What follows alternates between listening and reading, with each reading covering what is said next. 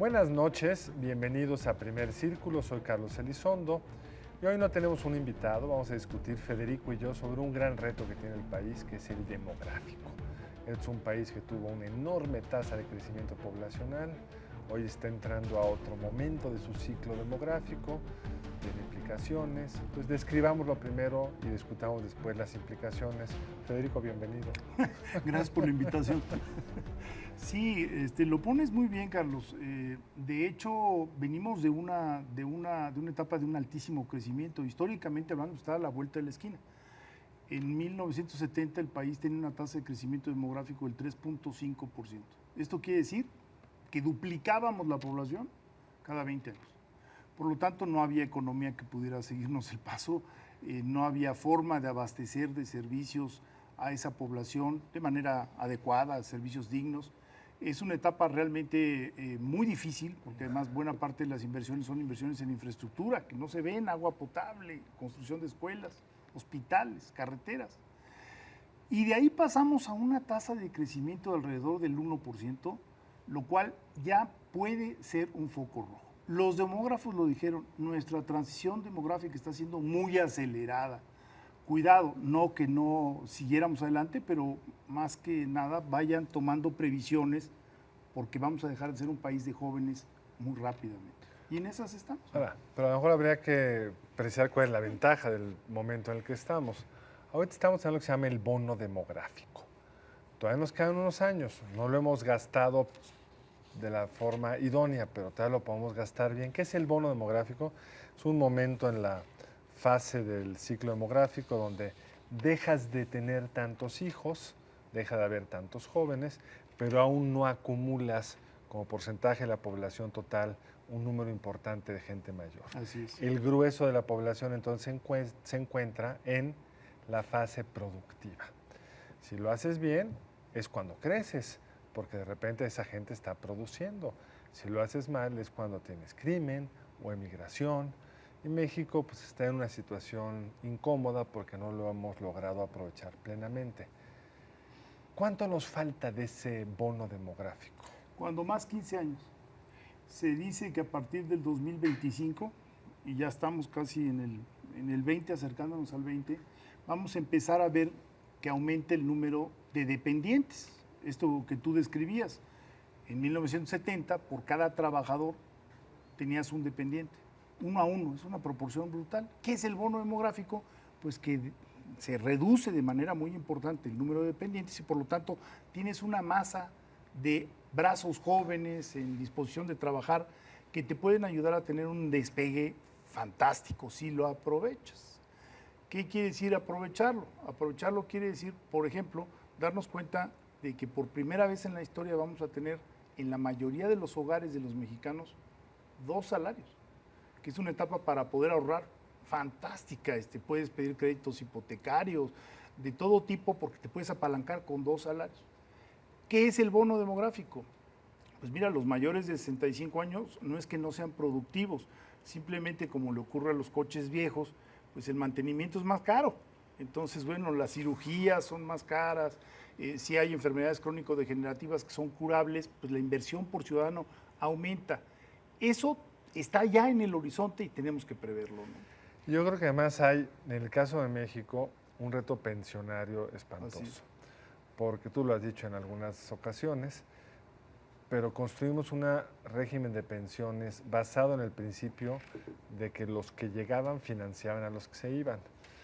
Pero pasaron 2 cosas, empezaron a llegar menos, están los que sobreviven, digamos, los que entran a la pensión están viviendo mucho más.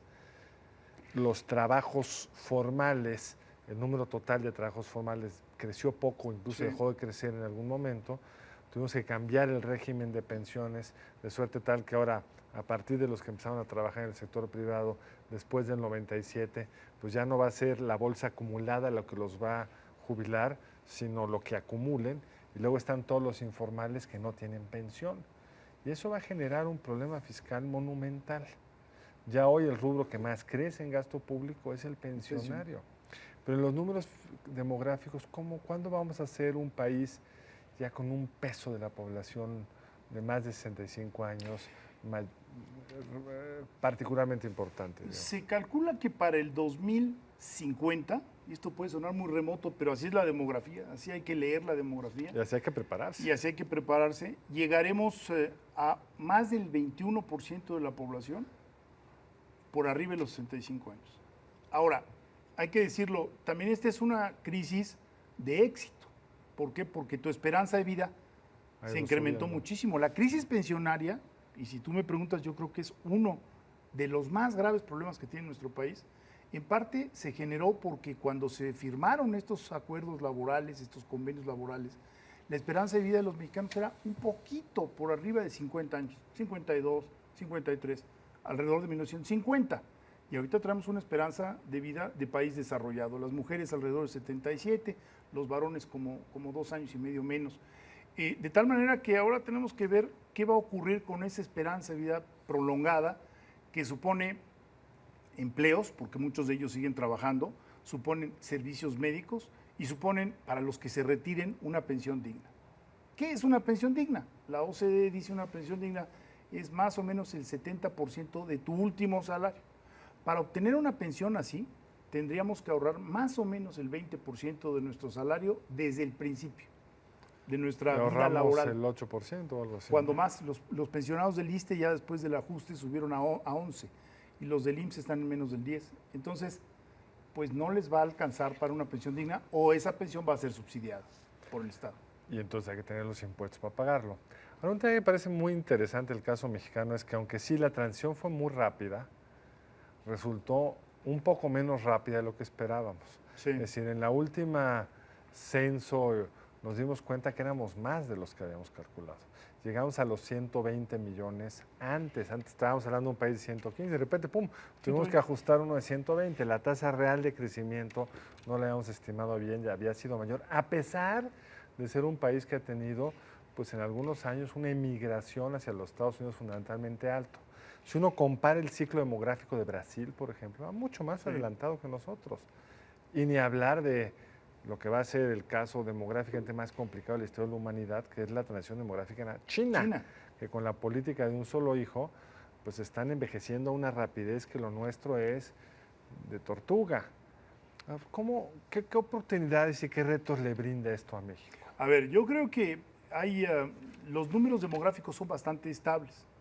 El pico de presión demográfica se dio en el año 2000.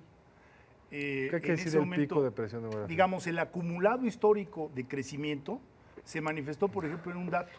Ese año hubo 1.800.000 deportados. 1.800.000 deportados de Estados Unidos, de los cuales 1,5 millones, 1.500.000 eran mexicanos.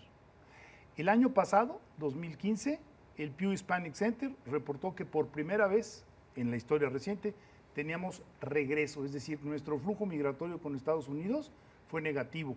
Regresaron más mexicanos de los que se fueron.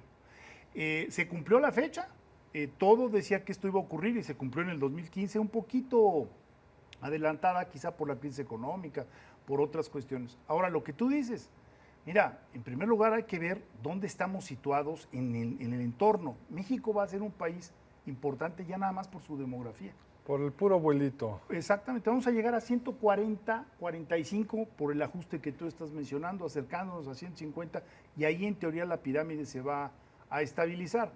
Y hay que hacerlo con mucho cuidado, porque los chinos, como bien lo señalabas, por irse a la política del hijo único, lo que hicieron fue deprimir tanto su tasa de fecundidad e inclinarla en favor de los varones, que traen ahorita un déficit de más o menos 60 millones de mujeres, según lo reporta The Economist.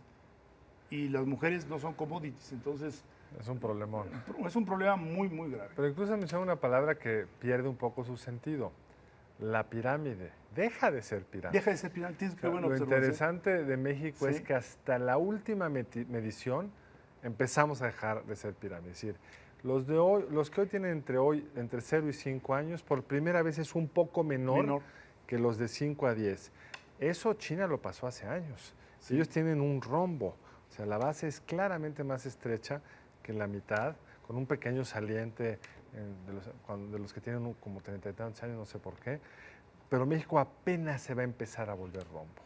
Y ahí es cuando empiezas a sentir otro tipo de presión. Es una excelente observación. Los demógrafos hablan de la imagen arabesca o del perfil arabesco, porque se angosta en la base. Y como bien lo dices, en el último censo, en el 2010, ya traemos más angosta la base, se está adelgazando la base. Sí, se había vuelto una base muy estable, que era casi línea recta. Así.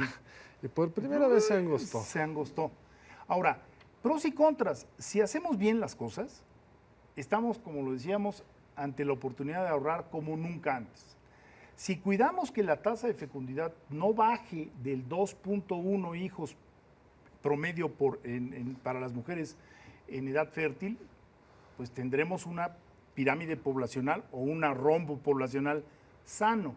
Pero cuidado, no deprimamos demasiado la pirámide, porque entonces nos va a pasar lo mismo que a España o a Italia, que necesitan importar mano de obra porque ya no tienen brazos jóvenes suficientes como para poder atender. Sí, ese es otro problemón. Ahora, hay todo este debate, ¿qué tanto puede hacer el gobierno? Los suecos lo han resuelto bien.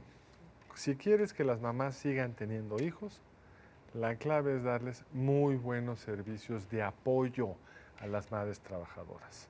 Guarderías, flexibilidad en los horarios. Eso es lo único que en los países desarrollados ha mostrado que puede ayudar a contener lo que es casi una natural caída, que no tiene que ver con la ideología, porque como mencionabas, No. Italia y España son países católicos. Que si hemos tenido este programa hace 20 años y hemos dicho, ahí no puede pasar eso, porque esos naturalmente tienen muchos hijos. No, son decisiones económicas y una de las variables que tienen que considerar es cuánto me cuesta tener un hijo, cuál es el costo de oportunidad de tenerlo.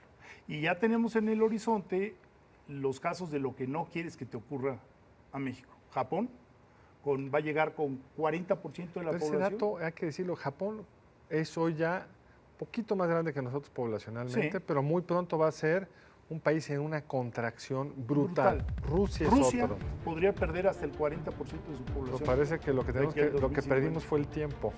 Ni hablar. Pues muchas gracias por acompañarnos en esta emisión de Primer Círculo. Lo esperamos el siguiente lunes. Muy buenas noches, nos vemos en la próxima de Primer Círculo.